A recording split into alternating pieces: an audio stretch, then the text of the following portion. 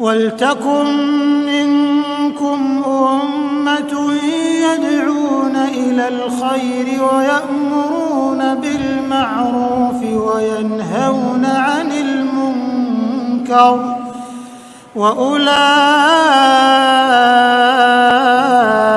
هُمُ الْمُفْلِحُونَ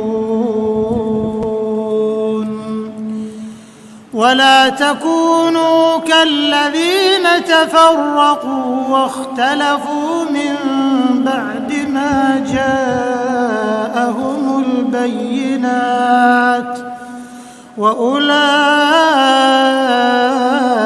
لَهُمْ عَذَابٌ عَظِيمٌ. Bersempena dengan kehadiran bulan Maulidur Rasul sallallahu alaihi wasallam, Yayasan Dakwah Islamiah Malaysia telah melancarkan satu projek mega yang diberi nama Bulan Dakwah. Di mana Bulan Dakwah ini adalah merupakan satu kempen untuk menjayakan program dakwah negara di bawah Yayasan Dakwah Islamiah Malaysia. Justru itu kita mensasarkan sepanjang tempoh kempen Bulan Dakwah 2000 skala program ataupun aktiviti. Jadi oleh kerana itu insya-Allah Bulan Dakwah ini akan mencetus gelombang dan mencapai hasrat untuk melestari gerakan dakwah. Dan kita memang senantiasa berkolaborasi dengan pelbagai pihak, terutama NGO-NGO dan juga NGI yang berorientasikan gerakan dakwah untuk menjayakan aktiviti ini, insya-Allah. A'udzu billahi minasy syaithanir rajim. مثل الذين ينفقون أموالهم في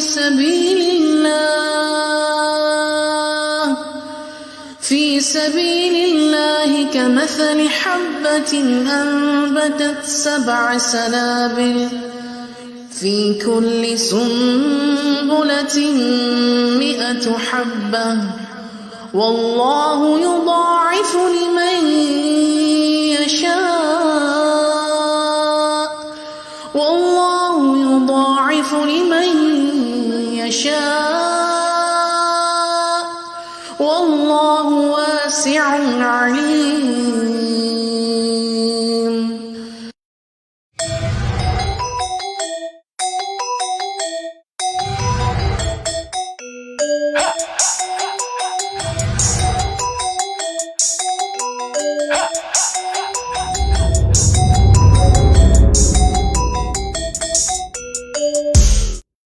Alhamdulillah, hari ini kita telah pun berjaya melancarkan program Yadim Peduli Is'adul Usrah yang telah dilancarkan sendiri oleh Yang Berhormat Menteri di Jabatan Perdana Menteri Datuk Dr. Zulkifli Muhammad Al-Bakri.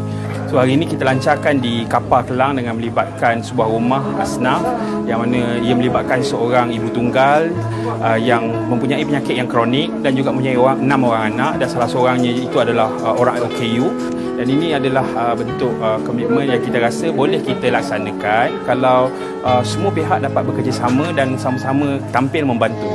Siapa yang ada kelebihan harta, maka Allah SWT menggalakkan supaya kita infakkan. Siapa yang ada lebih tenaga, datang membantu. So kalau semua dapat membantu bersama-sama dengan Yadim, insya-Allah program ini kita akan kembang luaskan di seluruh Malaysia dan kita akan santuni setiap ceruk pelosok negara untuk kita sampaikan program Is'adul Usrah seperti hari ini, insya-Allah.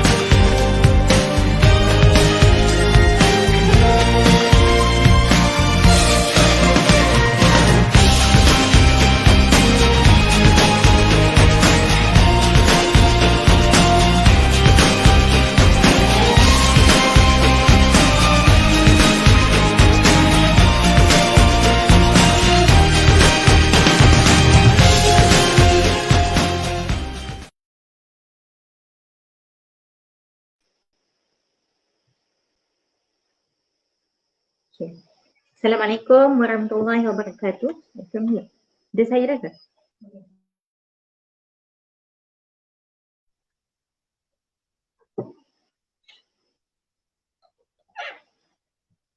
Saya kat depan. Okay, baiklah. Assalamualaikum warahmatullahi wabarakatuh. A'udzubillahi minasyaitonirrajim. Bismillahirrahmanirrahim. Rabbi shrah li sadri wa yassir li amri wahlul 'uqdatam min lisani yafqahu qawli. Amma ba'd. Alhamdulillah. Jadi hari ini kita masih bersama-sama dalam program Buah Santai setiap malam Jumaat, yang mana saya tidak keseorangan pada malam ini. Saya ditemani dengan dua orang panel yang turut sama untuk mengupas beberapa topik perbincangan pada malam ini. Jadi sidang penonton yang dikasihi, saya mengambil kesempatan untuk mengalu-alukan para penonton semua untuk like dan share page Da'i Muda Yatim yang mana kita bersiaran langsung pada malam ini di page Facebook Yayasan Dakwah Islamiah Malaysia Yatim. Okey, jadi program ini adalah salah sebuah daripada gerakan dakwah Islamiah, gerakan Yadim itu sendiri yang buat salah satu platform untuk anak muda menyampaikan dakwah melalui teknologi. Okey. Jadi bersama saya hari ini insya-Allah finalis yang pertama kita jemput Da'i Muda Puteri Balkis yang merupakan finalis pentas akhir Da'i Muda Yatim. Jadi Puteri Balkis alias ni merupakan salah seorang pemenang anugerah Tekno Da'i. Jadi Assalamualaikum, apa khabar Da'i Puteri? Waalaikumsalam warahmatullahi, khabar baik. Apa khabar Da'i Muda Sarah? Alhamdulillah, sihat walafiat. Jadi dekat sana macam mana hari ni? Hujan ke? Hari ni hujan lebat sikit lah. Harap-haraplah lain okey hari ni ya. InsyaAllah Allah akan tolong. InsyaAllah. Niat baik kita malam ni. Okey, insyaAllah. Seterusnya saya menjemput panel kita yang kedua, iaitu Da'i orang asli, Da'i Rozaini binti Jaafar. Okey, dipersilakan. Okey, Da'i Rozaini ni merupakan salah seorang finalis Da'i orang asli, yang mana 20 orang yang terlibat, tapi dia antara salah seorang yang hebat lah. Boleh terpilih dalam kalangan orang asli yang terlibat dalam program Da'i. Jadi Da'i Rozaini apa? Alhamdulillah saya sihat di sini. Saya dengar suara saya berdengarkan di WM Sarah. Alhamdulillah. Di WM Puteri dengar ke? Alhamdulillah dengar. Saya bersiaran di rumah. Alhamdulillah. Saya bersiaran di rumah. Okay, Alhamdulillah. Okey, baiklah para panel kita hari ini, insya-Allah masa yang Allah berikan kepada kita untuk kita manfaatkan sebaiknya. Jadi topik perbincangan yang kita nak cuba bincang discuss bersama-sama panel hari ini cukup hebat yang saya rasa sangat akan menonton hati kita. Yang mana topik kita hari ini adalah detox hati. Detox hati, kalau kita nak tahu detox hati ni apa sebenarnya yang ingin dikupaskan, jadi saksikan bersama-sama kami dalam Buah Santai Jumaat hari ini. Okey, baiklah. Saya teringatlah tentang sebuah hadis ada menyebut, hadis riwayat Muslim dan Bukhari ada berkata, kalau dalam diri manusia ni ada seketul daging, kalau baiklah daging tu, maka baiklah keseluruhan jasadnya. Masya Allah. Jadi Da'i Muda Puteri, tanpa melengahkan masa lagi, kita nak tahulah apakah yang dimaksudkan dengan detox hati ni. Adakah kita perlu minum jus lemon dan sebagainya untuk kita sucikan hati kita? Macam mana yang sebenarnya? Jadi kita dipersilakan Da'i Muda Puteri untuk kupasan yang lebih lanjut, insya-Allah. Persilakan. Baik, bismillahirrahmanirrahim. Alhamdulillahirabbil alamin. Wassalatu wassalamu ala asyrafil anbiya'i wal mursalin wa ala alihi wa sahbihi ajma'in. Jadi yang saya hormati moderator pada malam ini iaitu Da'i Muda Sarah dan juga sahabat perjuangan saya iaitu Da'i Rozaini. Jadi insya-Allah kita berbalik kepada soalan yang pertama, iaitu di mana apakah yang dimaksudkan dengan detox hati. Okay, jadi nak tahu, pernah nampak tak eye detox? Yang mana air tu, dalam air tu dia akan letak, sebenarnya kita boleh tengok ada lemon, dia letak apple, dia letak timun dan sebagainya. Dia kadang-kadang memang berbagai jenis buah lah yang diletakkan dalam air ni. Okay. Biasanya orang akan minum air untuk membuang toksin ataupun orang kata sebagai untuk mengisi ke badan kita. Jadi apakah yang dimaksudkan dengan kopi detox ini? Okay, detox adalah secara kata saintifiknya adalah proses penyisiran bahan toksin atau pembuangan yang mana yang terbuang itu adalah toksin yang terkandung dalam tubuh badan manusia. Dan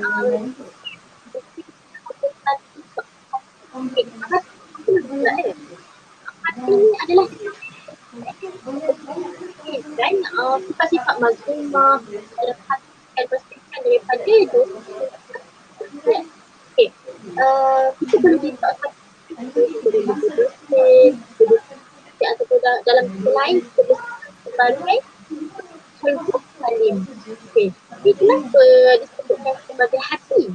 Kenapa kita tak detox dosa, detox mata ataupun detox lain kan?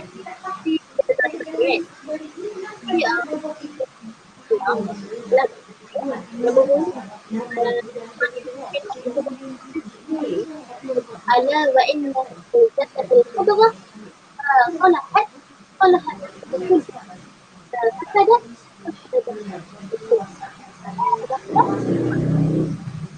ingatlah bahawa pada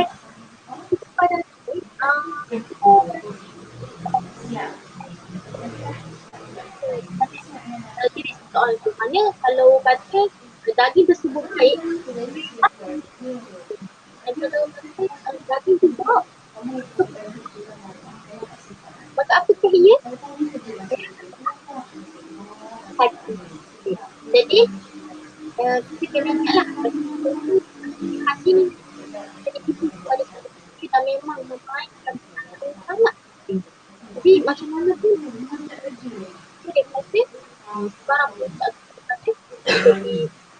taklah. Jadi ada orang yang misalnya ada orang yang kata benci dengan orang lain tapi tetap dan ada yang tak dengki, ada yang seuzon iaitu buruk sangka kan, ada yang mengata orang, ada yang komen. Contoh kita boleh tengok sekarang ni banyak komen dalam FB kan, komen macam-macam, ada yang menghina, yang mengutuk dan sebagainya. Ya, kalau mereka berlaku kalau mereka berlaku ada something wrong dengan hati mereka, ada something wrong dengan hati mereka kan. Okay, jadi kita kena check balik lah apa yang tak kena tu. Dan kalau kita tahu benda tu ada something tak kena, kita kena cuba obati lah. Okay, baik. Jadi antara orang kita tanya lah, kita akan kita utama kita tak yang seperti katakan yang mana kita perlu bersihkan ini daripada ukuran. Jadi insyaAllah itu saja untuk soalan yang pertama. Jadi saya serahkan sekolah kepada moderator. Terima kasih. Masya Allah, cukup hebat ulasan daripada panelis kita Daimah Puteri. Okey, dia kata tadi, saya ingatkan tadi mula-mulanya detox hati ni adalah detox kita kena minum air lemon semua tu. Masya Allah, rupanya pentingnya penyucian hati untuk kita sentiasa berada di jalan Allah. Subhanallah, kalau hati kita dah gelap, macam mana kita nak lihat kebaikan-kebaikan yang kita tunjukkan kepada kita. Masya Allah. Jadi dalam sains sendiri pun ada mengatakan bahawa dalam badan kita ni, sistem badan kita ni ada sistem penyingkiran iaitu melibatkan ginjal. So, untuk kita detoxkan sistem pembuahan yang ada dalam diri kita. Jadi pentingnya detox hati untuk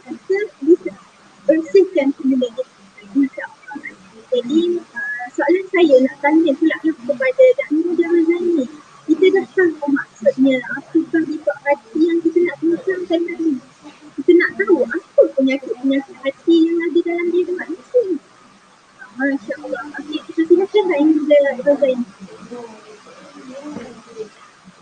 Alhamdulillah, terima kasih kepada DOM Sarah di atas soalan. Allahumma salli ala Muhammad wa ala ali Muhammad.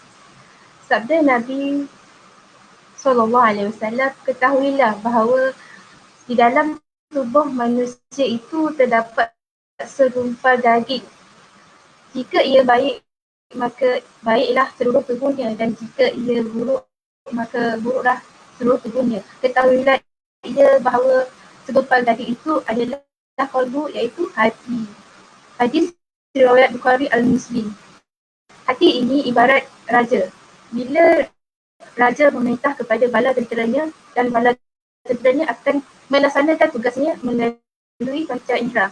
Bila hati itu menjadi raja, bila raja memberi arahan kepada bala tenteranya melalui panca indera, ia akan melalui lisan, melalui lidah, melalui anggota badan. Bila hati kita hati kita sakit, bila hati kita rasa nak marah, bila hati itu memberi isyarat kepada bala tenteranya melalui saraf-saraf yang terdapat di anggota tubuh manusia, kita akan mula rasa marah. Penyakit bila adalah siapa yang nak sakitkan, kita semua tak suka pun, tak mahu pun sakit ni. Bila kita tidak dapat kawal, bila kita tidak dapat menjaga dan pelihara hati kita, dia akan sakit. Macam kita, bila badan kita tak jaga pemakanan, kita tak jaga kesihatan, kita akan mudah mendapat penyakit. Begitulah dengan hati. Bila hati kita berpenyakit, maka apa yang keluar dari mulut kita semuanya perkara-perkara yang tidak baik, iaitu akan lahirlah sifat-sifat masmumah dalam diri kita. Penyakit hati juga terdiri daripada hasad, dengki, iri hati. Tengok orang berjaya, kita rasa cemburunya, tengok kejayaan dia. Kita tengok orang, kita rasa sakit hati. Kita tengok orang, kita rasa nak marah. Sebenarnya itu adalah penyakit hati. Penyakit hati juga seperti riak. Bila kita riak, kita suka mempamerkan apa yang kita ada, kita suka tunjuk-tunjuk kat orang. Kita ada kereta, contohnya ada kereta. Bila kita ada kereta, kita tunjuk kat orang yang tak ada kereta. Itu maknanya kita riak. Bila kita riak, dia sebenarnya menghapuskan sifat kebaikan yang berada dalam diri kita. Dan ketiga adalah ujub. Sifat ujub juga, dia suka membangga-bangga, dia sifat yang tidak baik. Penyakit hati ni memang kalau boleh kita elakkan, kalau boleh penyakit hati ni tidak ada dalam diri kita lah, supaya akan mematikan. Bila hati kita tidak baik, dia akan mematikan sifat-sifat yang baik yang terdapat dalam diri kita.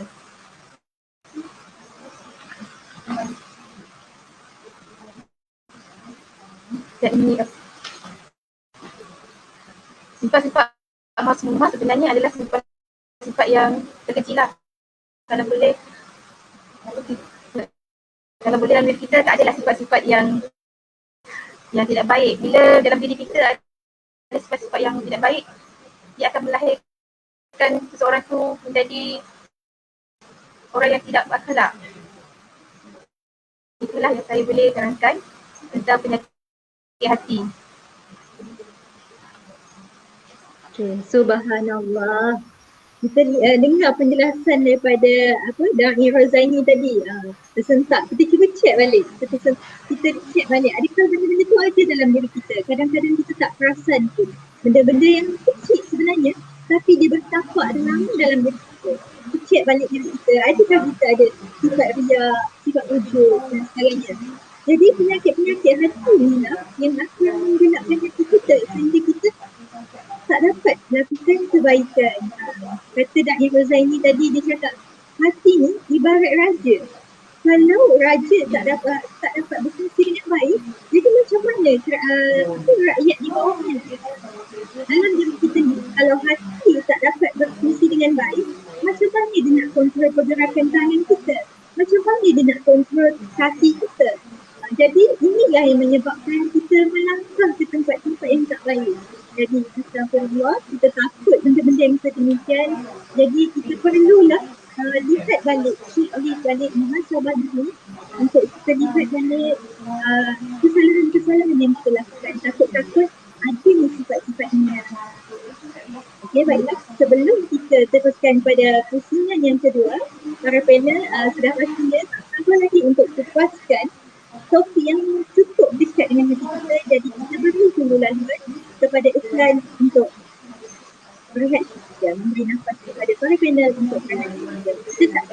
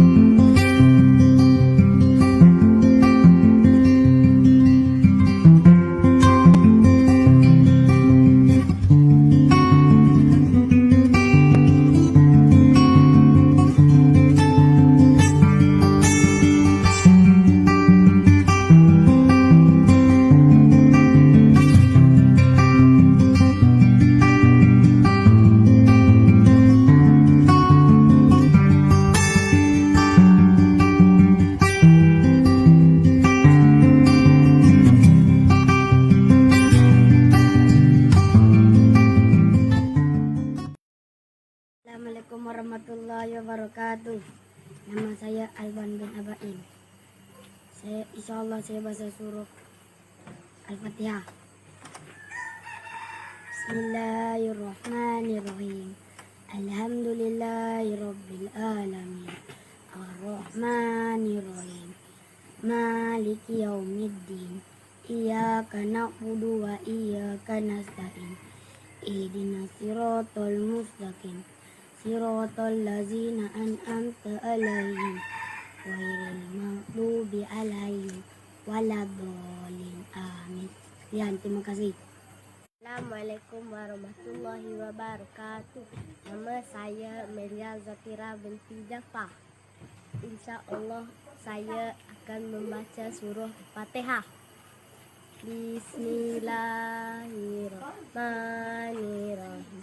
Alhamdulillahirabbil alamin arrahmanir rahim maliki yaumiddin iyyaka na'budu wa iyyaka nasta'in ihdinas siratal mustaqim siratal ladzina an'amta 'alaihim ghairil maghdubi 'alaihim waladdallin amin.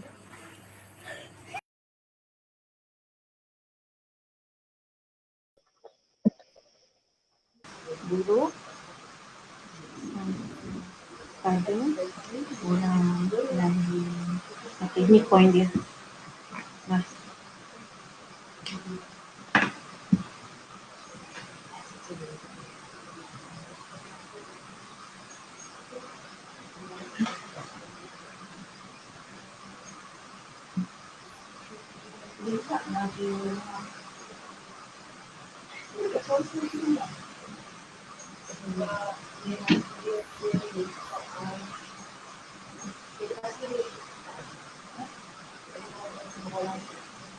Okay, baik.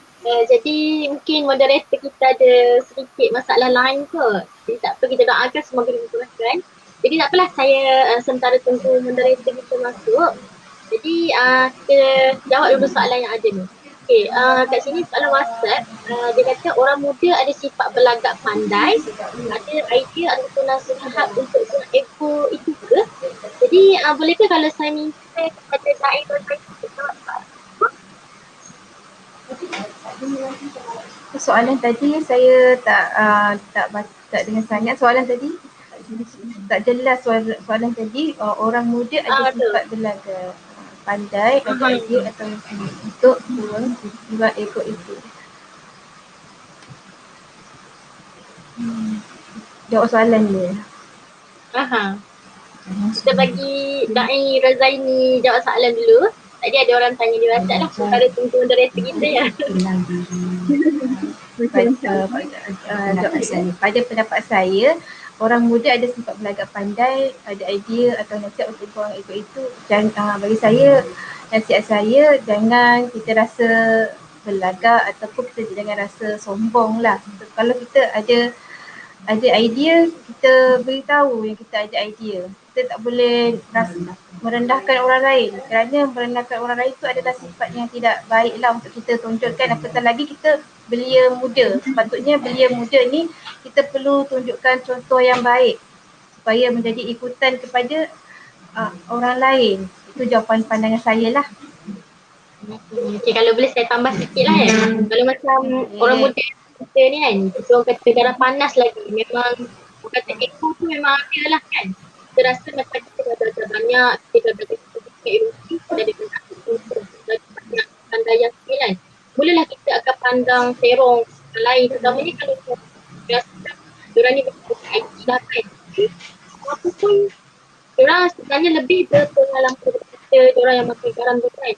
Jadi apa yang tak kita sebenarnya, cara dia bila kita nak enakkan itu, kita perlu tengok orang yang lebih tinggi daripada kita.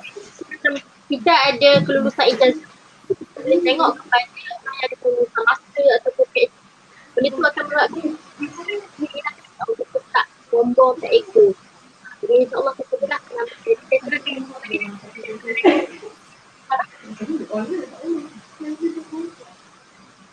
InsyaAllah, maafkan saya kerana lain inilah cabaran kalau jarak jauh tu. Jadi baiklah, kita dah tengok berehat seketika dengan iklan tadi.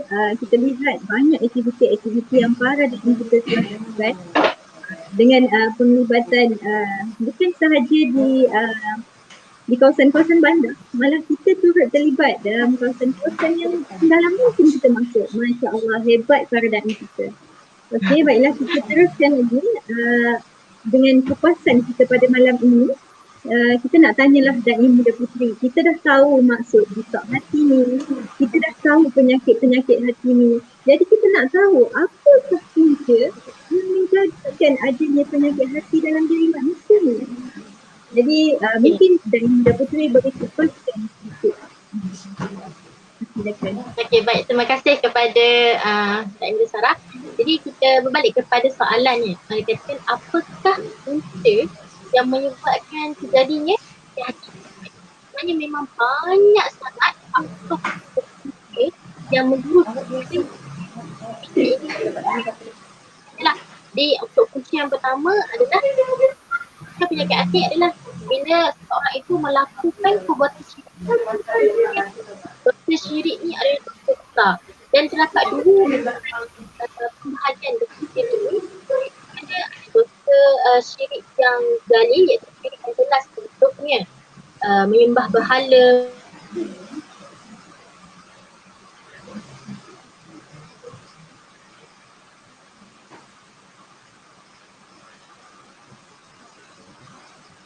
Saya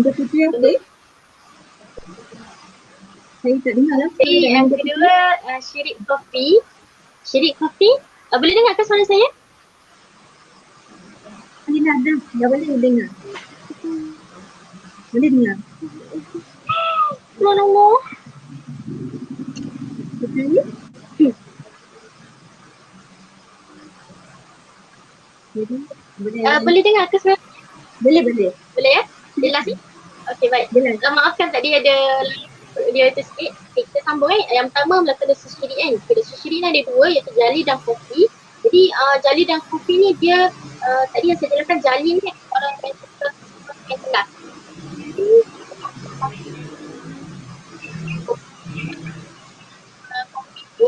Seperti mencuri minat yang orang kita. Okey, kemudian itu memang sangat betul yang paling dia sampai yang baik. Jadi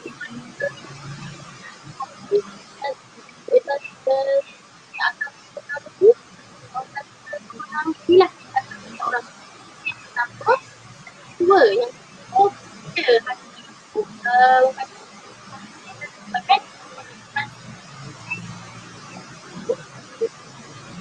jadi maksudnya ada jadi contohlah kita buat satu paket tu, kita buat satu paket bila buat paket kita kalau kita tengok Ustaz Naim pernah cakap kan, buat basket terkelepek satu kata hitam kat hati kita kan. Kalau buat banyak terkelepek lah kan. Kalau siapa yang masih ingat dia buat persembahan di Hijrah Family lah. Jadi begitu juga lah maksudnya. Kalau buat banyak maksiat akan menyebabkan hati itu menjadi semakin kotor. Jadi dah hati itu semakin kotor, maka kita akan kata susah untuk terima nasihat. Orang nasihat macam ni kata salah, tak nak dengar kan. Dia rasa kita je yang betul. Kemudian kadang-kadang bila dah buruk sangat, kita rasa macam tak bersalah pun untuk buat sesuatu maksiat kan. Contoh kita mencuri kan, first time mencuri. Yang waktu first time ni memang kita orang kata nervous lah, daripada bar, takut, rasa bersalah dan sebagainya lah. Tapi bila kita dah mencuri untuk kata kita lah orang lain lah kan, orang yang jauh tu, kalau dah ada mencuri untuk kali kedua, kali ketiga, kali keempat, maka kita akan rasa macam itu biasa je, macam tak rasa bersalah lagi kan. Jadi kalau lah kamu pernah dengar, kalau Sarah ataupun Razaini pernah dengar, baru ni kita dikumpulkan kes pembunuhan yang mana melibatkan seorang remaja perempuan yang berumur dia 3 dan 6, yang mana dia ni dijumpai dibunuh dengan kejam, dengan berbagai ancaman dan juga termasuklah pergelangan tangan. Maksudnya memang guys, kita dengar macam seram kan benda tu. Jadi bila polis nasihat dia cakap rupanya kawan baik akal sendiri. Jadi kita tanya balik, kalau kita dengar. Kan itulah. Bila kita tanya balik, kenapa berlaku tu, kenapa tujuan dia bunuh tu, kenapa? Motif dia sebab lelaki dia pada awalnya berlaku kata mengata, kemudian timbulnya persisahan rumah, kemudian dah macam tu tak pasti terus bunuh. Jadi macam sanggup punya kawan baik dia hanya disebabkan oleh kita faham kan. Jadi bila kita dah confident lah, baik atau dan macam hanya kan sebabnya dia boleh jadi dia akan bertindak di luar jangkaan kita kan. Jadi yang kedua adalah perang berzikir. Jadi zikir ni adalah mengingati Allahan. Orang berzikir, orang perasaan. Orang kita dah hukum, dah satu perkataan dan buat lagi maksiat. Jadi seperti mana yang Allah kata dalam Al-Quran, kalau a'udzu billahi satu kurun, bashkuruni, la takfurun. Surah Al-Baqarah ayat 5. Jadi dalam tafsir Ibn Katsir daripada salah satu riwayat dikatakan takut fadhkuruni la takfurun, iaitu ingatlah hal-hal iaitu Allah dengan cara mentaatiku. Kemudian nescaya aku akan mengingati kamu melalui pemberian ampun. Dia kena selalu mengingati. Dan cara dia untuk mengingati Allah adalah segala suruhan Allah dan meninggalkan segala larangan Allah. Dan dengan itu kita akan dapat keampunan, kita dapat mengelakkan daripada. Jadi bila hati kata tak terisi dengan zikir Allah, dengan baik. Baik, saya serahkan semula kepada moderator. Masya Allah. Cukup hebat kepuasan Muda Puteri anda tadi. Okey, baiklah. Kalau penyakit hati ni, kalau kita biarkan lama-lama membara dalam diri kita, Masya Allah, kita takut-takut nanti dah lama-kelamaan tu dah jadi titik hitam yang terlepek banyak dalam diri kita. Tapi terlepek pula yang kita tak kan? Makin banyak lagi pakai terlepek lagi lah katanya. Masya Allah. Jadi kita takutlah makin lama kita mengumpulkan dosa-dosa yang kecil je sebenarnya. Tapi lama-lama dah kita tak dapat nak daki dah gunung yang kita kumpul yang asalnya sikit je. Tapi dah menjadi banyak sehingga kita tak larat lagi nak daki gunung tersebut. Jadi kita dah tahu puncanya bermula daripada apa dan kita jadikan asbab yang kita tahu pada hari ini adalah titik permulaan untuk kita cuba hijrah diri kita. Jadi untuk kita mulakan langkah yang baru ni, saya tertariklah nak tanya satu soalan kepada Da'i Rozaini. Jadi macam mana cara kita nak bersihkan hati kita ni, Da'i Rozaini? Adakah cara minum lemon dengan minum air jambi dan sebagainya? Jadi mungkin Da'i Muda Rozaini lebih arif untuk menceritakan bagaimana kita nak mensucikan hati, nak detoxkan hati kita ini. InsyaAllah, dipersilakan Da'i Muda Rozaini. Terima kasih kepada Diwan Sarah di atas soalan. Cara kita untuk mensucikan hati dengan melakukan kepatuhan dan ketaatan kepada Allah SWT. Dengan kita melakukan suruhan Allah, dia akan menghidupkan hati kita. Melakukan perkara maksiat dan perbuatan dosa, ia juga dapat merosakkan hati manusia. Bila kita termakan makanan yang beracun, kita cepat-cepat nak mencari ramuan untuk mengubati keracunan makanan. Macam kita lapar, apabila kita lapar, kita rasa perlu cari makanan kan untuk kita makan. Begitulah juga dengan hati. Hati juga perlu untuk diberi makan, untuk kita jaga, untuk kita kawal. Cara penyucian hati, pertama kita berzikirullah, sentiasa berzikir kepada Allah SWT. Daripada Ibnu Taimiyah, kepentingan zikirullah kepada hati ibarat pentingnya air kepada ikan. Cuba kita keluarkan ikan daripada air, ikan itu akan tercungap-cungap dan ikan itu akhirnya mati. Bila hati kita mati, hati kita akan keras. Berzikir juga adalah ubat bagi mengubati hati yang keras. Di dalam kisah sahabat Nabi telah datang seorang lelaki Al-Hasan, "Wahai Abu Said, kerasnya hati aku." Jawab Al-Sahad, "Carikanlah hatimu dengan zikir." Kedua, dengan kita membaca Al-Quran. Kerana Al-Quran juga dapat digunakan sebagai ubat untuk kesembuhan. Kerana di dalam Al-Quran terkandungnya hikmah dan petunjuk yang baik. Al-Quran juga berfungsi sebagai alat yang paling berharga untuk kita mendekatkan diri kita kepada Allah SWT. Yang ketiga, kita perlu beristighfar. Dengan beristighfar juga dapat menyucikan hati kita. Hakikatnya istighfar juga adalah untuk memohon keampunan. Apabila kita rasa nak marah, macam suri rumah kan, macam saya sebagai seorang suri rumah, tugas saya memasak, membasuh baju, mendidik anak-anak. Apabila saya rasa nak marah dengan anak, saya cepat-cepat beristighfar. Astaghfirullahalazim. Bila kita beristighfar, kita akan rasa tenang dan kita tak akan jadi marah. Apabila kita semasa kita membasuh beras, kita mulakan dengan bersalawat Allahumma sholli sayyidina Muhammad wa ala sayyidina Muhammad, supaya setiap tugas kita di rumah sebagai wanita lah untuk menambah pahala, kita sentiasa berzikir ataupun beristighfar sepanjang kita melakukan tugas di rumah. Kerana suri rumah yang berada di rumah ni, emosi dia sebenarnya dia cepat rasa stres, dia cepat rasa bosan sebab kerana dia kehidupannya 24 jam di rumah. Sebab itu pentingnya dalam kehidupan kita sentiasa beristighfar, kerana apabila kita beristighfar akan menghilangkan titik hitam di hati kita.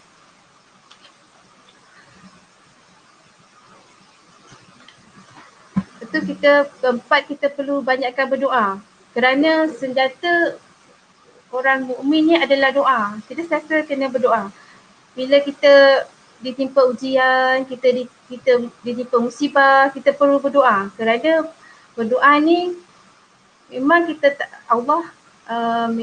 Allah lambat menjawab kita punya doa, tapi bila kita sentiasa berdoa, maksudnya kita berserah sepenuhnya kepada Allah SWT, dan Allah juga yang maha mengabulkan doa kita. Dan kelima, kita sentiasa perlu bersalawat kepada Nabi Muhammad SAW. Dan keenam, kita perlu rajin berqiyamul lail, bersolat malam. Kerana bersolat malam juga akan menambah kita punya pahala, bukan setakat di dunia dan di akhirat. Itu saja pandangan saya dari segi penyucian hati. Masya Allah, hebat sekali. Siap ada dia punya pandangan pengalaman sendiri sebagai seorang suri rumah. Memang tak terlepas daripada kita ni seorang perempuan, memang ada emosi yang kadang-kadang kita rasa nak marah, kita tak dapat nak kawal kita punya keadaan dengan berhadapan dengan anak-anak yang suka bergaduh dan macam-macam lagi. Jadi inilah tips yang dikongsikan oleh seorang da'i dan juga seorang suri rumah. Dia berkongsi ikhlas untuk kita. Jadi haruslah kita ambil ibrah daripada apa yang telah dikatakan sebentar tadi. Dia kata baca Al-Quran, berdoa, beristighfar, qiyamul lail, dan banyak lagi sebenarnya cara untuk kita mensucikan hati kita. Kita bawa semula hati kita ni kembali kepada Allah. Setiap manusia tu semuanya ada peluang untuk jadi baik. Semua atas diri kita tu. Kita yang menentukan pilihan kita di mana. Kita nak jadikan diri kita baik, kita berdampingan dengan orang yang baik. Takkanlah orang tu kita dah tahu dia membunuh. Dia membunuh sana dah dahsyat sangat ni. Tapi kita tetap juga pergi berkawan dengan dia. Dalam kelamaan, kita turut juga akan membunuh. Jadi, untuk kita kupaskan lagi tajuk ni, kita nak tahu lagi. Jadi saya nak tanyalah da'i hidup kita, kalaulah kita ni kita tak nak ditokkan hati kita ni, kita tak nak sucikan hati kita. Kita dah tahu dosa kita ni banyak, tapi kita ada sikap sombong. Kita kata biarlah dulu, nanti pun aku boleh bertaubat. Jadi apa pesannya da'i hidup kita? Baik, jadi bila bila kita tak nak detox hati kita ni kan, sebenarnya apa yang terjadi? Antaranya macam badan kita juga. Badan kita kan, kalau macam kata kita tak buat toxing, Dia tak buang toksik maksudnya akan datanglah pelbagai penyakit. Contohnya penyakit buah pinggang lah, penyakit diabetes, penyakit darah tinggi dan sebagainya lah. Sama juga macam hati kita kan.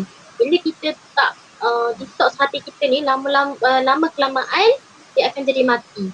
Bila jadi mati tu itu adalah kita kata the worst lah kan. Yang paling teruk sekali bila hati dah mati, kita nak hidupkan balik hati tu lagi susah.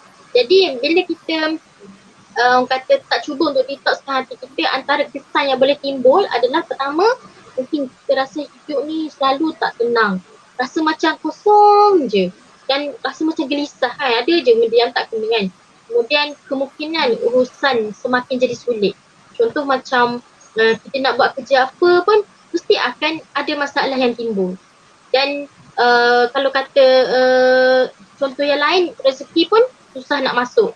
Jadi contohlah kita buat jual online kan, sebab PKPB sekarang ni jual online, kemudian hari-hari kita jual ni memang tak ada orang nak beli. Kalau ada pun mungkin dalam seorang dua orang macam tu je kan.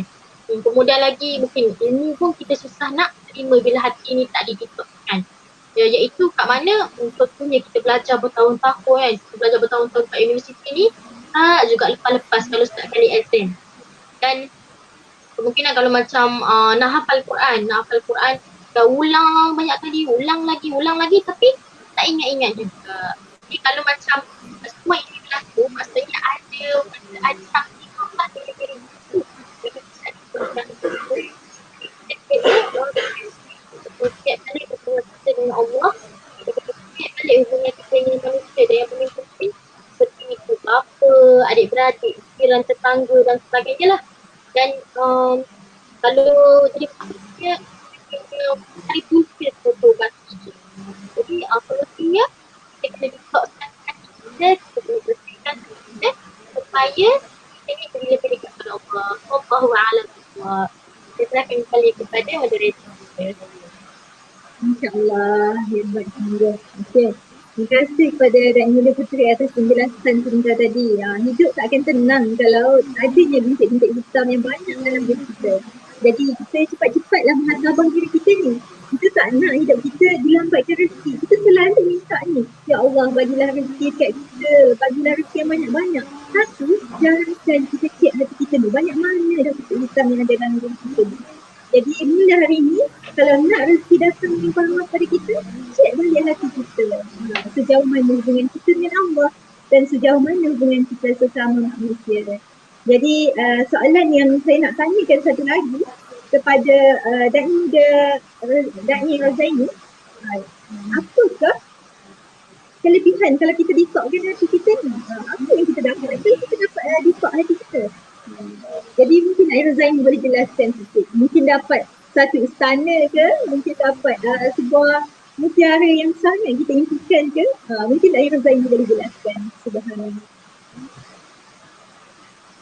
Terima kasih kepada Diwai Sarah di atas soalan apakah kelebihan detox hati. Apabila kita detox hati kita, sebenarnya kita menjadi orang yang sabar. Untuk menjadi orang sabar bukannya benda yang senang. Kita boleh cakap sabar di mulut, tapi untuk realisasikan dalam kehidupan seharian kita, dia amat susah. Bila kita detox hati kita, kita jadi orang sabar, kita bersabar dengan ujian, bersabar dengan musibah. Dan bila kita bersabar, kita akan mendekatkan diri kita dengan Allah SWT. Itulah pentingnya detox hati. Yang kedua, mendidik diri kita untuk menjadi orang yang tawakal kepada Allah dan redha kepada Allah. Maksudnya bila kita ditimpa musibah, macam kita ditimpa ujian ni, kenapa ujian ni ya Allah kepada aku ni? Tapi kita rasa bila kita bersabar, dia akan mendidik diri kita sebenarnya mendekatkan diri dengan Allah. Bila kita mendekatkan diri dengan Allah, kita akan ada rasa bertawakal dan redha dengan apa yang terjadi kita, sebagaimana kita beriman kepada rukun iman yang keenam, iaitu beriman kepada qada dan qadar. Itu pentingnya kita mendetox hati. Dan ketiga, mendidik jiwa dan mendekatkan diri kepada Allah, dan detox juga dapat menanam sifat-sifat mahmudah dalam diri kita. Bila kita tidak mendetox diri kita, sifat mazmumah akan senang berada dalam diri kita.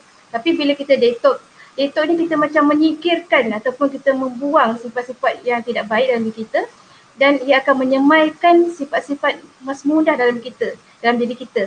Sifat mahmudah ini adalah sifat yang baik. Bila sifat yang baik berada dalam hati kita, dia akan terpancar dalam penampilan kita akan baik. Bila hati baik, percakapan kita pun juga baik.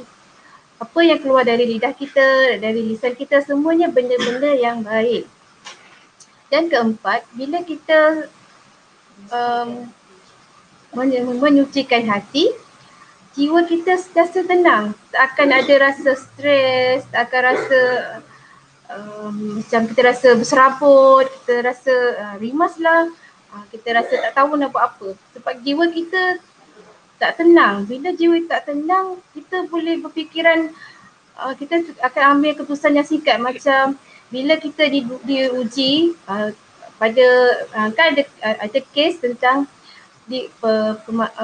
bekas pengurusan kilang, dia memecah masuk syarikatnya sebab semata-mata dibuang kerja. Dia tak tahu, dia rasa stres, dia melanggar kilang tu, dan kemudian dia berlari dan dia meninggal kerana dilanggar lori. Sebab jiwa dia tak tenteram, dia tidak tahu mana nak mengadu, hati dia rasa tak tenang. Dia akan buat perkara-perkara yang sebenarnya merugikan diri dia sendiri, sebab ada masalah yang boleh kita selesai kalau kita bijak memikir, bijak mengenali punca masalah. Bila kita redha dengan ujian kita akan jadi orang yang tenang. Bila kita tak redha, jadi kita senang-senang memikir keputusan yang sebenarnya merugikan diri kita sendiri. Itulah pandangan saya tentang kelebihan detox dalam diri kita. Kita perlu, semua orang perlu mendetox diri kita masing-masing supaya menjadi orang yang lebih baik. Itulah pandangan saya tentang kelebihan detox ni. Terima kasih kepada Da'i Razaini. Saya rasa bila kita cakap je hati kita pujuk je, rasa nak je dapatkan kelebihan tu. Bukan sahaja Islam yang kita dapat, tapi Da'i Razaini telah menawarkan kalau kita sabar, Allah berikan ganjaran yang juga hebat untuk kita. Subhanallah, hati kita akan jadi tenang. Kita lihatlah kes yang jadi hari ni, macam-macam hebat ni. Kes bunuhnya, sebabnya kita ada akal fikiran, tapi kita tak tenang, tak jenis sifat sabar. Bila orang memaki kita, jadi sifat amarah kita tu dulu dia mentek ke depan. Jadi timbullah tindakan luar jangka, bunuh kawan sendiri. Subhanallah. Jadi da'i kita hari ni, kita nak bacalah soalan-soalan daripada para penonton kita hari ni. Mereka ni excited bila dapat tahu ni tajuk perbincangan kita hari ni cukup dekat dengan hati-hati kita sebenarnya. Jadi kita nak baca soalan pertama daripada yang mana soalan WhatsApp daripada ni. Okey, saya bacakan. Orang muda ada satu sifat, yang mana sifat belagak dan hidup pandai.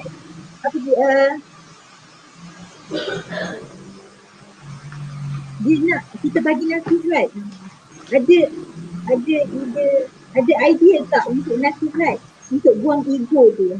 Kadang tu kita ni bila orang tua bagi nasihat, orang yang lebih berpengalaman lah daripada kita bagi nasihat, kita tak nak dengar pun buah fikiran dia orang tu, tapi kerana ego kita tu. Ada tak pandangan daripada da'i kita bagaimana untuk buang sifat ego?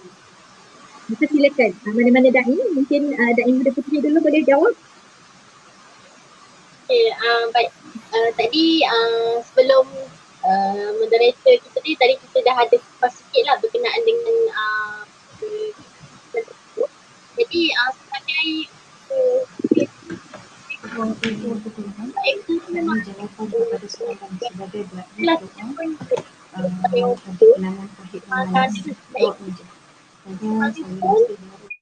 organisasi kita sendiri sebagai tuan punya hati tu kena cuba untuk buang sifat ego tu dalam diri kita. Antaranya cara yang saya telah sebutkan tadi lah, kita kena tengok orang untuk kita elak lah, kata kita ni jadi ego, jadi sombong, kita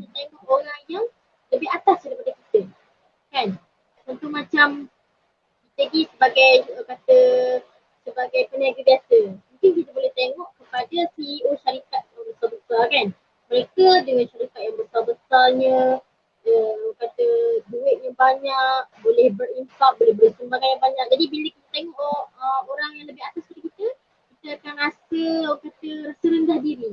Kita rasa rendah diri. Jadi mungkin sifat ego tu kita boleh buanglah dengan cara tersebut. Jadi insyaAllah mungkin Da'i Rozaini boleh tambah. Ada Da'i Rozaini nak tambah? Mungkin ada sedikit penambahan daripada Da'i Rozaini. Silakan. Da'i Rozaini. Terima kasih. Ya, terima kasih kepada Da'i Putri. Untuk membuang ego ni kita perlu pertama kita jangan sombong. Kerana sombong itu sifat yang tidak baik. Yang kedua, bila kita ego, kita sebenarnya merasa diri kita lebih baik, lebih hebat daripada orang lain. Sebab kita tidak boleh merasa hebat kerana Allah Maha Berkuasa. Dan kita jangan buruk sangka pada orang. Kita rasa kita betul. Patutnya kita kena menerima idea orang lain. Sentiasa muhasabah diri kita. Itu saya punya jawapan lah. Masya Allah, saya setuju kedua-dua jawapan tu. Jangan kita besar sombong. Walaupun ada orang yang lebih daripada kita, jangan sekali kita rasa tak boleh guna idea ni. Jangan. Ada benda yang bermanfaat kita boleh ambil daripada seseorang. Setiap orang tu Allah ciptakan kelebihan yang saling kita boleh ambil manfaat. Subhanallah. Jadi soalan yang kedua, ada yang bertanya kepada Da'i Rozaini sebagai Da'i orang asli. Mungkin ada pahit getir yang pernah dilalui sepanjang pengalaman berdakwah. Saya tahu Da'i Rozaini ni seorang yang aktif dalam bidang-bidang kerja-kerja dakwah ni di lapangan. Subhanallah. Kalau kita ni sebenarnya pun tak mampu lagi nak jadi macam dia. Jadi Da'i Rozaini mungkin boleh kongsikan sedikit pengalaman pahit getir tu sepanjang melalui kenangan-kenangan dalam dakwah. Terima kasih kepada DYM Sarah. Pengalaman sebenarnya saya masih baru dalam bidang dakwah ni. Baru saya pada 1 Oktober 2020 saya baru dilantik sebagai Da'i orang asli di bawah Yadim, dan saya masih baru sangatlah dalam bidang ni. Jadi pengalaman pahit tu saya rasa belum ada lagi dalam kehidupan saya. Masih mencari. Pengalaman manis tu ada tak? Pengalaman manis saya rasa bangga sebab saya orang asli tapi saya boleh membimbing masyarakat saya sendiri. Kerana bila saya orang asli, saya mendidik bahasa sendiri sebab kita boleh tahu bahasa orang asli sebab kita faham kehidupan orang asli. Jadi kita senang berinteraksi dan senang mesra dengan mereka sebab kita adalah daripada suku kaum yang sama. Itu adalah saya rasa pengalaman paling manis saya diberi peluang untuk menjadi da'i. Saya rasa bersyukur kepada Allah SWT kerana memilih saya, dan saya rasa saya akan menjalankan tugas dengan baik untuk membimbing masyarakat saya sendiri supaya masyarakat saya diterima oleh semua orang di luar sana. InsyaAllah. Masya Allah, saya cukup tersentuh bila Da'i Rozaini kata dia merupakan orang yang memahami masyarakat dia sendiri. Dia yang turun memberi ceramah dan khidmat bakti sesuai dengan keadaan di masyarakat dia. Jadi bila kita berada dalam masyarakat kita sendiri, kita dapat tahu apa kelemahan masyarakat kita, apa kelebihan yang boleh kita ambil manfaat. Jadi subhanallah, selamat berjuang Da'i Rozaini. Teruskan langkah-langkah yang hebat anda. Jadi ada lagi soalan. Kita nak tanyakan pada Da'i Muda Putri. Ada satu soalan ni, dia kata kalau buat-buat tahu tu atau belagak pandai tu kategori penyakit hati tak? Jadi Da'i Muda Putri boleh jelaskan. Okay, baik. Kalau kita kata soalan tadi kan, kata kalau buat-buat tahu, kita tak tahu tapi kita buat-buat tahu. Itu penyakit hati ke tak? Ya, itu adalah salah satu daripada penyakit hati kan. Sebab kita ni kan, terutama kalau kita terutama sebagai da'i ataupun orang kata sebagai orang yang dianggap mempunyai ilmu agama terutamanya lah. Bila orang kata kalau contoh ada orang tanya soalan ke kita, orang tanya soalan hukum hakam tentang sesuatu perkara, kalau kita tak tahu benda tu, jawab tak tahu. Sebab kita akan menanggung dosa kalau kita ni memberi jawapan yang salah pada hukum tersebut. Sebab hukum ni tak boleh buat main kan. Hukum ni berkaitan dengan Al-Quran, Sunnah. Jadi kalau kata contoh berkaitan dengan hukum pekos ke kan. Kalau kata benda tu kita tak tahu, kita kena jujur dengan diri kita bahawa benda tu kita tak tahu. Kalau macam orang yang buat-buat tahu ni, mungkin dia sebenarnya mesti jaga reputasi dia. Dia tak nak orang nampak dia ni macam tak tahu, macam tak ada ilmu kan. Dia pun buat-buat tahu. Dia tu sebenarnya sangat bahaya. Sebabnya dia orang kata dia nak berlagak tapi tak kena cara. Macam tu. Jadi sangat bahaya. Sangat bahaya kan kalau kita tengok sekarang ni. Banyaklah orang yang buat-buat tahu tu dalam kalau kat Facebook. Kalau orang tanya apakah hukum, apakah hukum solat tanpa kena telekung. Adalah yang netizen yang komen, tapi dia sebenarnya tak tahu apa yang dia komen tu betul atau perkataan, tapi dia buat tahu. Jadi kita perlu elakkanlah daripada perkara tersebut kan. Cuba untuk kalau orang tanya kita tak tahu, cuba rujuk kepada orang yang betul. Rujuk kepada Quran, rujuk kepada Sunnah, rujuk ulama-ulama ataupun ustazah, alim ulama kat negara kita ni, barulah kita boleh jawab persoalan mereka. Jadi saya rasa itu saja. Wallahu a'lam bissawab. Kita akan kembali kepada Da'i Musyarah. Jangan kita belagak tahu kalau kita tak tahu bahaya padanya. Itulah okey.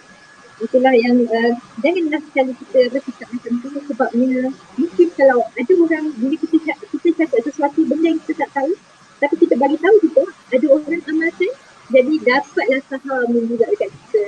Saham membawa kita ke mana? Membawa ke jurang neraka, menyumbang. Subhanallah.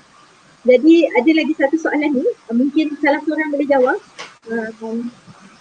TikTok ni macam substan untuk menyucikan ke? Ada soalan yang macam tu. Jadi siapa nak jawab? TikTok ni substan yang menyucikan. Okey, tadi ada terbaca dekat komen, orang tanya. Mungkin saya boleh jawab dulu, nanti boleh Da'i Razali tambah lah. Jadi kata TikTok ni adalah substan yang menyucikan ke kan? Soalan dia. Jadi TikTok ni sebenarnya salah satu kalau kita kata dari segi zahir masuk dia tu, maksud TikTok tu adalah untuk menyingkirkan toksin dalam badan ni. Sebenarnya menyucikan lah toksin dalam badan. Jadi kita ambil kataan detox tu, kita umpamakan kepada detox hati, iaitu bermaksud kita nak bersihkan hati tu, kita nak singkirkan perkara yang anasir yang tak baik ke dalam hati kita tu. Itulah yang kita guna perkataan detox tu sebab dia macam ada persamaan di situ. Jadi mungkin Da'i Razali boleh tambah? Razali ada nak tambah? Detox ni sebenarnya kita menyucikan ataupun menyingkirkan racun dalam diri kita. Macam kalau kita sakit hati, sebenarnya diri hati kita dah rosak, dah buruk, tapi tak nampak kan benda tu di dalam. Apabila kita buat tausik, kita berzikir, kita membaca Al-Quran, kita bersalawat, kita berdoa, beristighfar, dia akan membersihkan hati tu, tapi di ruang yang dalam, bukan dia nampak. Kalau detox yang kita minum lemon tu nampak kan dia kita minum, tapi yang penyucian yang zikir ni dia benda yang tak nampak, benda dalaman. Jawapannya kita perlu kembali kepada Allah lah. Kena detox dan kita kembali kepada Allah. Itulah jawapan daripada saya. Kembali kepada DYM Sarah. Masya Allah. Detox ni, kita tahu biasa detox ni dikaitkan dia nak buang lemak lah. Orang nak jadi kurus. Masing-masing jenis tu nak buang toksik. Buang detox nak buang lemak tu dengan cara macam-macam lah. Minum jus lemon dan sebagainya. Jadi kita nak detoxkan hati kita ni dengan cara dalaman. Sebab kata Da'i Razali tadi dengan cara zikrullah, dengan cara Jadi kita dah hampir 7 jam merancang. Jadi kita nak dengarlah kesimpulan daripada panel kita ni tentang besok hati ni. Itu sebenarnya hal yang ingin disampaikan oleh kedua panel kita ni. Jadi mungkin kita berdua kita akan mendengar itu. Itu kesimpulan kita untuk besok hati ni. Itu sudah. Baik, secara kesimpulan dia, jadi jagalah kita, jagalah betul-betul. Kita sebagai manusia, dia memang tak boleh elak daripada melakukan kesalahan.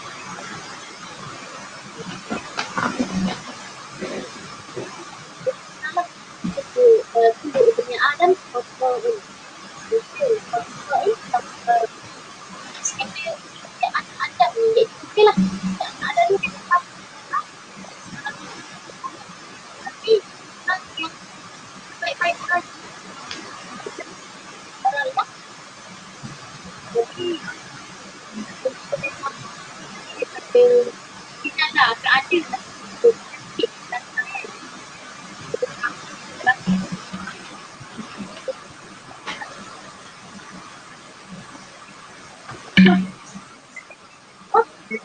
berlaku. Jadi saya ingatkan dua satu doa untuk jadi aku dulu mesti dia berbalik kedua dia lebih ala diri maksudnya mesti bukan yang bertolak hati aku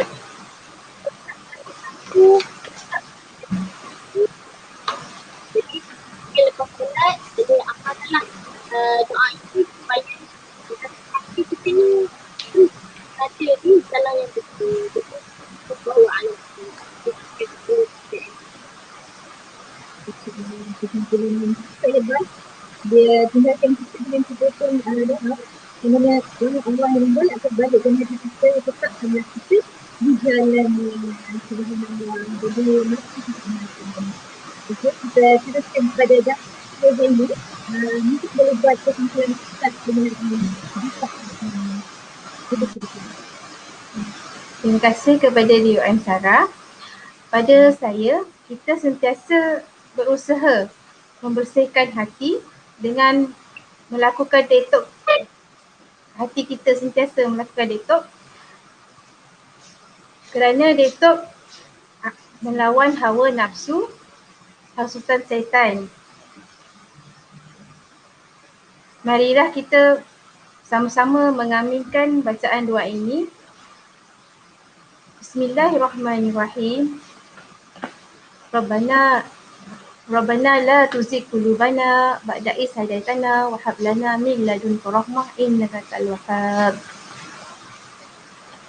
Sekian dari saya dan saya mohon doakan saya turut istiqomah dalam arena dakwah ini dan amalkan tadi bacaan doa tadi ya, kerana doa itu adalah doa ketetapan hati. Itu saja daripada saya. Kembali kepada DOM Sarah. Masya Allah, kedua-dua panel kita mencatat kita dengan doa yang cukup hebat untuk amalkan. Subhanallah. Jadi sebagai misalnya dalam kita layari bahasa kehidupan kita ni memang semua orang tak pernah pun tak melakukan kesilapan.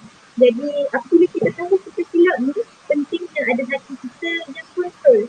Hati kita yang kata aku ni jahat dah, aku ni tak, aku ni nak balik kepada pangkal jalan. Maksudnya ada hati yang berbicara untuk membantu kita. Janganlah kita bersikap sombong. Dengan kita rasa aku ni dah baik, aku ni seorang dah ni, aku dah hari ke masjid solat berjemaah, kita ni dah bergelar ustaz. Jangan kita bersikap sombong sehingga kita telah menabung mata kita untuk kita melakukan amal jariah. Subhanallah, kita takut hati kita ditutupi dengan perkara-perkara yang demikian sehingga menutup amal jariah kita. InsyaAllah, jadi sampai di sini saja pertemuan kita dalam bulan santai Jumaat. Sekian, wabillahi taufiq wal hidayah. Wassalamualaikum warahmatullahi wabarakatuh. Waalaikumsalam warahmatullahi wabarakatuh.